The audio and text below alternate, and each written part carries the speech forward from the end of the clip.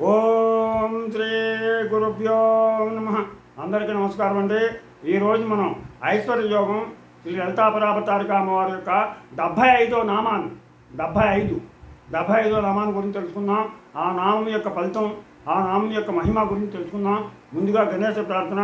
శుక్లాంబరధరం విష్ణుం శశివర్ణం చతుర్భుజం ప్రసన్నవదనం ధ్యాయే सर्वविघ्नोपशान्तये. गुरुब्रह्मा गुरुर्विष्णु गुरुर्देवो महेश्वरः गुरुसाक्षात् परब्रह्म तस्मै श्री गुरवे नमः. ओम ऐं ह्रीं श्रीं श्री मात्रे नमः. ओम ऐं ह्रीं श्रीं श्री मात्रे नमः. हरिः ओम. ఈరోజు మనం ఐశ్వర్యయోగం లలితాపరాపతారిక అమ్మవారి యొక్క 75వ నామాన్ని గురించి తెలుసుకుందాం. ఓం మంత్రిణ్యంబా విరచిత విసంగ వదతోషితాయై నమః. ఓం మంత్రిణ్యాంబా విరచిత విసంగ వదతోషితాయై నమః. ఓం మంత్రిణ్యంబా విరచిత విసంగ వదతోషితాయై నమః.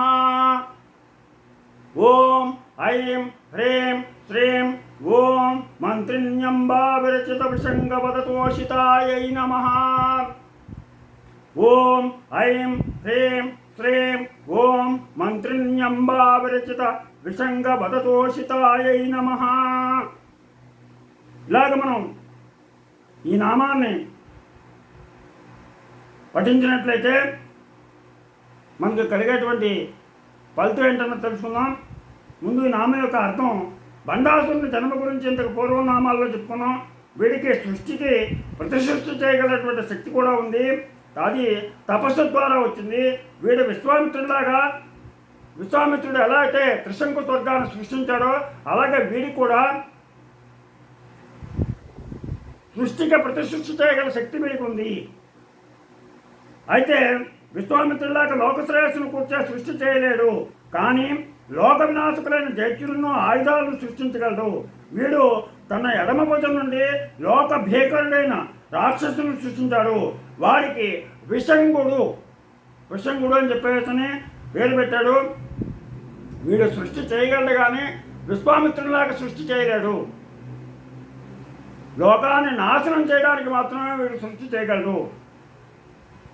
అలాగ వీడు ఎడమ భుజా నుంచి ఒక రాక్షసుడిని సృష్టించాడు. వాడి పేరే విషంకుడు.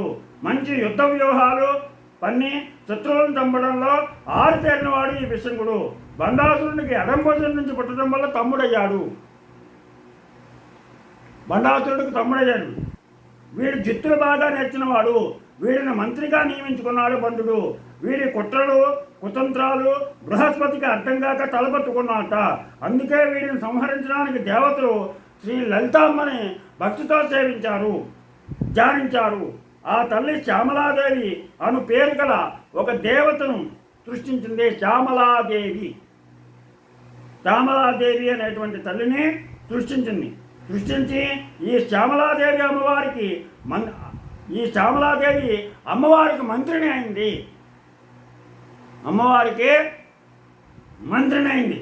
అందుకే ఈమెను మంత్రిణ్యంబ అని కూడా అంటారు. ఈమె తన అద్భుతమైనటువంటి రణతంత్రంతో విషంకుడిని చంపింది. తన నైపుణ్యంతో విషంకుడిని చంపింది. ఈ మంత్రిణ్యంబ విషంకుడిని చంపగానే అమ్మవారు సంతోషించిందని చెప్పేసి ఆ పైన ఉన్నటువంటి మనకి ఈ మంత్రం యొక్క అర్థం. ఈ విషంకుడు అనగా తన శక్తిని తాను సంపూర్ణంగా గ్రహించి కూడా అజ్ఞానంలో పడి లోకాలు నాశనం చేసేవాడు విషంకుడు. తెలిసిన వారికి చెప్పవచ్చు, తెలియని వారికి చెప్పవచ్చు. తెలిసి తెలియకుండా ఉండేటువంటి వాడికి మనం చెప్పలేం. కొంత తెలిసి కొంత తెలియకుండా ఉన్నవాడికి మిడిమిడి జ్ఞానంతో ఉన్నటువంటి వాడికి మనం చెప్పలేం. పూర్తిగా తెలియకపోతే చెప్పచ్చు, పూర్తిగా తెలిసిన వాడికి చెప్పచ్చు. కొంత తెలిసి కొంత తెలియక ఉన్నటువంటి వాడికి మనం చెప్పలేం. అటువంటి వాడే లోకకంటకుడు అవుతాడు. వాడిని ఎవ్వరూ కూడా బాగు చేయలేరు.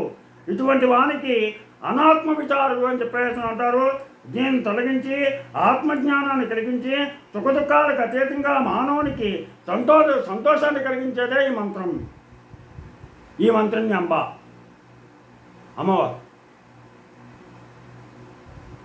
శాశ్వతానందప్రదాయకమైనదని ఈ మంత్రం యొక్క అర్థం. ఈ మంత్రం నిత్యం వీలున్నప్పుడల్లా చేపిస్తే ఎంతటి దుఃఖమైనటువంటి తొలగిపోయి మనకి సంతోషం లభిస్తుంది, శాంతి లభిస్తుంది.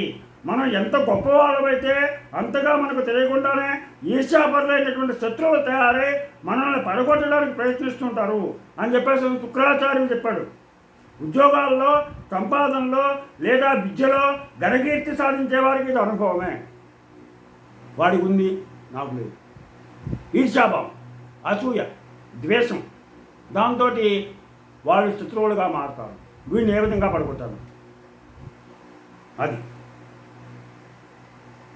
ఇలాగా ఆలోచనలు ఉండి మనకి అందుకనే మనకి దిష్టి తగులుతోంది రాను.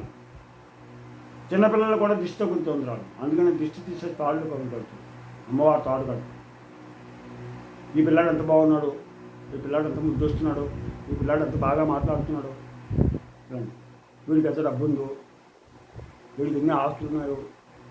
రెండు ఈర్ష్యాదృష్టాలున్న వాళ్ళు ఈ మంత్రాలను కనుక పఠించినట్లయితే వాళ్ళ మీద ఈ ఈర్ష్యాద్వేషాలు పనిచేయవు. ఇవి పడగొట్టడానికి ప్రయత్నించే శత్రువుల కుట్ర వల్ల నశించకుండా ఉండడానికి మార్గం ఏంటంటే ఈ మంత్రాన్ని పఠించడం. ఈ మంత్రాన్ని కనుక రోజు ఉదయం 1008 సార్లు భక్తితో జపించినట్లయితే అమ్మవారి యొక్క కటాక్షం సంపూర్ణంగా లభించి వారి దరికి ఈ అసూయాద్వేషాలు, ఈర్ష్యాభావం వాళ్ళ దరిచారవు. వాళ్ళకి ఏ విధమైనటువంటి ఇబ్బంది కలగకుండా శత్రుపేట కలుగుతుంది. అలాగే మన అభివృద్ధికి తిరిగి ఉండదు, అపకీర్తి వస్తుంది అనుకున్నటువంటి వాళ్ళు 9 శుక్రవారాలు ఈ మంత్రాన్ని ఉదయం 1008 సార్లు జపిస్తే అది తొలగిపోతుంది, సత్కీర్తి లభిస్తుంది, మంచి కీర్తి వస్తూ ఉంటుంది. వాడిని చూసి అసూయపడుతుంటారు, దాంతో వాడి పతనం ప్రారంభం. అటువంటి వాళ్ళు 1008 సార్లు ఈ మంత్రాన్ని జపించినట్లయితే ఇంకా ఎక్కువ సత్కీర్తిని పొందుతారు. అందుకని ఈ నామాన్ని ప్రతి ఒక్కళ్ళు కూడా తప్పనిసరిగా పఠించి ఆ అమ్మవారి యొక్క, ఆ లలితా పరాభటారిక అమ్మవారి యొక్క కృపకు పాత్రలవుతారని ఆశిస్తూ ఓం మంత్రిణ్యంబా విరచర వశంగ వదతోషితాయై నమః. ఓం మంత్రిణ్యంబా విరచిత విషంగ వదతోషితాయై నమః. ఇలాగా ఈ నామాన్ని పఠించి అందరూ కూడా ఆ అమ్మ కృపకు పాత్రలు కావాలని ఆశిస్తూ, మీకు నా ఛానల్ కనుక నచ్చినట్లయితే సబ్స్క్రైబ్ చేయండి, అలాగే లైక్ చేయమని కోరుతూ మీ రాపాకు వెంకట ప్రభాకర్.